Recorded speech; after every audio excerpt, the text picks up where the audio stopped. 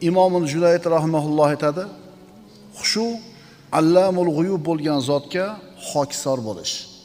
Xushu Alloh uchun hokisor bo'lishlik. Agar banda Alloh uchun hokisor bo'lsa, xushuli bo'lsa, bunaqa bandani Alloh taolo odamlarga xor qilib qo'ymaydi. Mayitni ko'tarib olib kelishadi masjidga, janoza o'qigani. Ana shu mayitni qarindoshlarining orasida benamozlari bo'ladi. Odamlar masjidga kirib, namozni o'qib, janozani o'qib chiqqanida haligi benamoz qarindoshlar tashqarida turadi. Qo'l qovushtirib. Mana endi masjiddan namozxonlar chiqqanda haligilarning oldida uyalib turib, boshini yerga qilib, egilib turadi. Ya'ni xor bo'lib turadi. Shu yerda hijolat bo'lib turadi. Ko'ring-da, namozxonlar masjiddan chiqadi, ular boshini hijolatdan egib turadi. Bunaqa benamozlar Allohga sajda qilishlikdan kibr qildimi? Endi Alloh taolo ularni odamlarning oldida boshlarini egib qo'yadi. Masjidga kirishdan kibr qildi, Allohga ibodat qilishdan kibr qildi, qullik qilishdan kibr qildimi? Bunaqa odam umrining oxirida Alloh uni aziz qilishini umid qilmasin. Bu noto'g'ri qarash. Endi Allohga ibodatda bo'lgan, doim ilm majlislarda bo'lgan, Qur'on tilovat qilgan, Allohga, uni payg'ambarga muhabbatli bo'lgan haqiqiy mo'min bandasini Alloh taolo hech qachon tashlab qo'ymaydi, xor qilib qo'ymaydi. Ana shu qilgan savobli amallari hayotida albatta o'zini samarasini beradi. Jamiyatda bunday odam hurmat e'tiborli bo'ladi, izzat ikromga ega bo'ladi. Agar sen Alloh uchun xoshi bo'lsang, xushuli bo'lsang, Allohdan qo'rqib, Alloh uchun bo'yin egadigan bo'lsang, sen Alloh uchun qadrli banda bo'lasan, seni tashlab qo'ymaydi. Ishlar seni hurmatingni ko'payishiga, karomat egasi bo'lishingga qarab ketayotganligini ko'rasan. Agar haqiqiy iymon egasi bo'lib, xushuli bo'lsang, buni mevasini albatta hayotingda totiysan. Xushu demak, birodarlar, bo'yinsunish, bosh egish degani. Ko'zingni tiy deyildi. Albatta bu buyruq insonning nafsiga yoqmaydi. Agar sen xushuli bo'lsang, ko'zingni tiyasan, demak Allohdan qo'rqding. Xushuning o'rni qalb. Xushu qalbda bo'ladi. Bu jasadda, tashqi xatti-harakatlarimizda emas. Xushuning o'rni qalb. Bir odam eski kiyimlarni kiyib oladida, boshini egib, yelkalarini qisib, shumshayib ketyapti. Mana shu odam xushuli deyiladimi? Yo'q. Xushu qalbda bo'ladi dedik. Sen musulmonsan, qaddingni ko'tar, to'g'ri yur, g'oz yur, kiyimingni toza tut, pokiza bo'l. Odamlarning orasida bir shamdek, odamning yuzidagi holdek ajralib turgin. Musulmonligi bilan o'zingni aziz bil, diningni o'ldirma. Xushu unaqa bo'yindagi mana qilib, hali nima deydi, chololik bo'lib yurishlik emas. Payg'ambarimiz sollallohu alayhi vasallam aytadilar: "Al-xushu'u mahalluhu al-qalbu va samaratuhu alal jawarih." Xushuning o'rni qalbdir, uning samarasi esa a'zolarda ko'rinadi. Bu Nabiy sollallohu alayhi vasallamning hadis shariflari. Xushu qalbda bo'ladi. Bir odam namozda turib soqolini o'ynab turar edi. Soqolini o'ynab namoz o'qiyapti. Rasululloh uni ko'rib aytdilarki: "Law khasha'a qalbu hada la khasha'at jawarihuhu." Agar mana shu odamning qalbida xushu bo'lganida, a'zolarda ham xushu bo'ladi dedi. Tushunarlimi? Aytdiki, mana namoz o'qiyotganda ba'zi bir odamlar tinmasdan kiyimini to'rlayotgan, ro'molini to'rlayotgan, qimirlayotgan, lo'millayotgan, bu narsalar bilan ovora bo'layotgan, yo masjidni zebi ziynatlan tomosha qilayotgan. Oriflardan biri aytadi, zohirning odobi botinning odobiga ko'makchidir. Ya'ni masalan oyoq qo'li, a'zolaridagi odob bu nimaga dalolat qiladi? Bu odamning qalbida odob borligi, botinida odob borligini belgisi. Bir xilgi majlislarda o'tirib qolasan, o'tirganlarning ko'rinishi, xatti-harakatiga, gapirayotgan gapi, qilayotgan qilig'iga qarab ko'ngli ayniydi. Bu xonada kim bor, kim yo'q, baqir-chaqir, oyog'ini odamlar qaratib uzatib olgan yoki bir nima deymiz? Odamga, musulmon odamga yarashmaydigan suratda o'tirish. Oriflardan biri bir odamni ko'rdi, ko'chada aytganimizdek, yelkasini qisib, boshini egib, shumshayib ketyapti. "Ey falonchi" dedi. "Taqvo mana bu yerda bo'ladi" deb qalbini ko'rsatdi. Bu yerda emas deb yelkasi bilan boshini ko'rsatdi. Xushuni o'rni qalbda bo'ladi.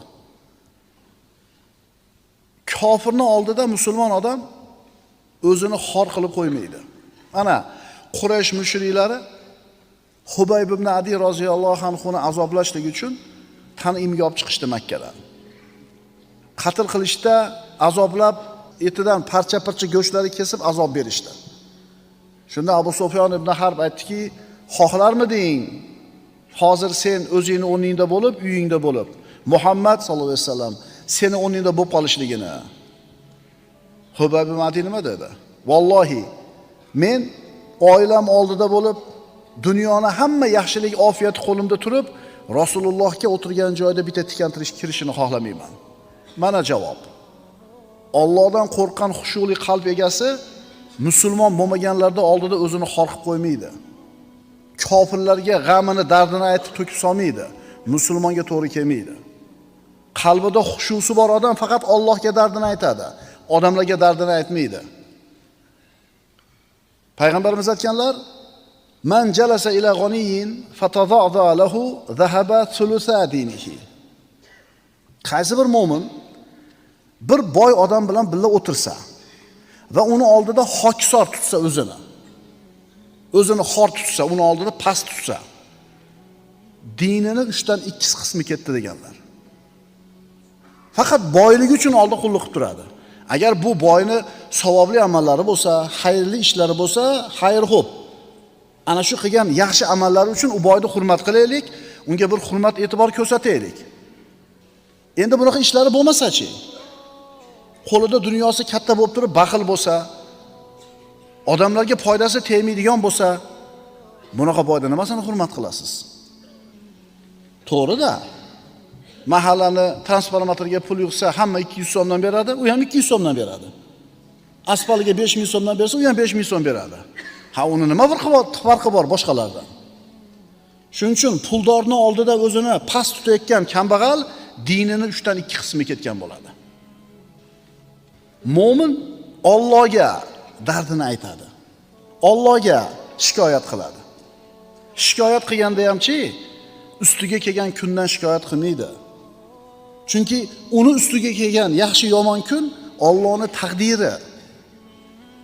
U kunidan shikoyat qilmaydi, balki mana shu ustiga kelgan qiyin kunlarni yengishlikka besabrligi, toqatsizligi, o'zini nochorligidan shikoyat qiladi Allohga, kunidan emas. Musulmon odam o'zini bir muammosi bo'lib, bir musulmon birodarga maslahat soladigan bo'lsa, u musulmon do'sti sabrni vasiyat qiladi. Sabr qil birodar, sabr qil deydi. O'tib ketadi bu narsa deydi. Robbing Karim deydi. Endi dinsizga ishini maslahat solsa-chi? Aytadiki, aytganman-ku senga, bu yo'lingda yursang hech qachon ishing yurishmaydi. Sen din deb tanlab olgan bu yo'ling senga uni qil deydi, buni qilma deydi, u halol deydi, bu harom deydi, oldingni to'sib qo'yadi deydi. Shuning uchun musulmon odam kimga shikoyat qilishini biladi va nima deb shikoyat qilishini biladi. Agar kuchli mo'min bo'ladigan bo'lsang, dinsiz odamga maslahat solma, dardingni aytma. Senga rahim qilmaydigan, o'zingga o'xshagan insonga senga rahim qiladigan zotdan shikoyat qilma. Agar fe'lan iymoning quvvatli bo'ladigan bo'lsa, holingdan Allohga shikoyat qil. Kuningdan shikoyat qilma, o'zingni nochorligidan, besabrligingdan, o'zingni zaifligingdan shikoyat qil. Payg'ambarimiz sollallohu alayhi vasallam mana ko'rmaymizmi? Toifdan toshbo'ron bo'lib qaytganlarida o'tirib, Parvardigor, o'zimni holimi zaifligimdan, nochorligimdan shikoyat qilaman dedi. Holatini bayon qilib, oxirida fa in lam yakun bika ghadabun alay fala ubali. Shuncha mashaqqat ichida turibman, besabrlik qilyapman, toqatim yetmayapti, lekin Shuncha qiyinchilik ichida tursam ham menga g'azab qilmayotgan bo'lsa ham bo'ldi. Parvo qilmayman degan edilar. Odam bolasiga shikoyat qilma birodar, chunki kim bo'lishidan qat'iy nazar ro'parangda turgan odam, u ham odam. Senga foyda ham, zarar ham keltira olmaydi. Chunki foyda, zarar keltirish Alloh taoloning qo'lida. Ro'parangizda turgan odamga shikoyat qildingiz. Do'stingiz bo'lsa, uni siqilib qayg'urishiga sabab bo'ldingiz. Hech narsa o'zgarmadi. Agar dushmaningizga shikoyat qilgan bo'lsangiz-chi? Bilmaysiz, shikoyat qildingiz dushmaningiz. Ha, u aybingizni ko'chaga olib chiqadi. Mana shunday bir qiyin holatda qalbida xushusi bor mo'min soatlab Alloh bilan birga qoladi. Soatlab qiyomul layl qiladi. Zikrda, duoda bo'ladi. Ishi tushmayapti, uyi yo'q, uylana olmayapti. Bunaqa odam Robbisi bilan uzoqroq birga bo'lsin, uzoqroq iqbol qilsin, xushuli bo'lsin. Alloh albatta uni mushkullalarni hal qiladi. Payg'ambarimiz sollallohu alayhi vasallamning hadislari bor. Robbingiz taboraka va taolo har kecha tunning 3-qismida dunyo osmoniga keladi. Va tong otgunicha tavba qiluvchi bormi? Men uni tavbasini qabul qilay. Istig'for aytuvchi bormi? Uni istig'forini, uni mag'firat qilay. Talabi hojat bormi? So'raganini beray deydi. Va bu har kecha bo'ladi. Agar sen tunda Allohga duo qilmasang, tahajjudda turmasang, ojizligingni tan olib, soatlab yolvormasang, qachon Allohga yaqin bo'lasan? Innal ladina amanu va amilus solihati sayaj'alu lahumur rahmanu wudda. Albatta iymon keltirib, yaxshi amallar qilgan zotlar uchun Rahmon Alloh do'stlikni barqaror qilur. Wud. Birodarlar, Alloh bilan bo'lgan wud bor, do'stlik. Bandalar bilan bo'lgan wud bor, do'stlik. Allohning do'stligi bor, bandalarning do'stligi bor. Agar biz Alloh taolo siz bilan biz o'rtamizda mana shu wudni paydo qilsa, biz yutdik. Huzayfa roziyallohu anhuning so'zi. Nifoq xushusidan ehtiyot bo'linglar. Xushu degani bosh egish ekan, bo'yin sunish ekan, qo'rqish ekan. Endi nifoqni ham xushusi bo'lar ekan. Nifoq xushusi. Nima u nifoq xushusi deb so'rashdi. Bu sahoba dedi, jasadingni xushuli bo'lib turgan holida qalbingni xushuli bo'lmasligi. Usti supo, xushuli odamga o'xshab ko'rinyapsiz, lekin asli qalbingizda xushu yo'q. Bunaqa odam 200lamachi bo'ladi-da. Musulmon odam bunaqa bo'lmaydi. Odamlarning oldida bir xil, qalbi esa boshqa xil bo'lmaydi. Umar ibn Xattob roziyallohu anhu ana shu namozda bo'ynini mana shunday pastga qilib egib olib turgan odamni ko'rib aytdiki, "Ey, bo'yin egasi, ko'tar bo'yningni. Xushu bo'yinda bo'lmaydi, xushu qalbda bo'ladi" dedi. Nifoq xushusi. Savdogar do'konida turibdi Ramazon oyida. Ertaman saharlik qilgan, tishini orasidan bitta bir kunjut chiqib qoldi yoki sedana chiqib qoldi. Shuni yutib olsam, ro'zam buzilarmikin, buzilmasmikin deb g'am qilib turuvdi, taqvo qilib. Yoniga bir nomahram ayol kelib qoldi, avratlari ochiq. Tomosha qilib turaverdi. Ana, hech hayo qilmadi, tikilib turaverdi. Mana nifoq xushusi. Maydanasi ustida qo'rqyapti-yu, ammo rostmona katta gunohdan qo'rqmayapti. Savdo ustida yolg'on bor, yolg'on qasamda bemalol ichaveradi. Mana shu nifoq xushusi deyiladi. Xushu birodarlar qalbda bo'ladi. Bo'yinni egib yurishda, soqolni uzun qilib qo'yishda emas. Oysha onamiz roziyallohu anha o'zini hamrohlari bilan ketsalar, bir to'p odamlarni ko'rishdi. Bir to'p odamlar sudralib, chalaga o'likka o'xshab yurib ketishyapti. Oysha onamiz, "Ha, bular kim?" Zohidlar deb javob berishdi. Ya'ni zohidlar. Oysha onamiz aytdiki, Umar ibn Xattobmi? Umar roziyallohu anhumi? yurganda tezlatgan, gapirganda eshittirgan, urganda pachaqlagan, yedirganda to'ydirgan edi. Ana u haqiqiy zohid bo'lgan edi. Zohid inson mana shunday bo'ladi. Undan ko'ra zohidroq kishini ko'rmaganman. Fuzayl roziyallohu anhu aytadi, diniylarda sizlar yo'qotadigan birinchi narsa xushu bo'ladi. Undan oxirgi yo'qotadigan narsalar namoz bo'ladi. Avval xushu ketadi namozimizda, oxirida dinimizdan namoz qoladi va namoz ham yo'q bo'ladi.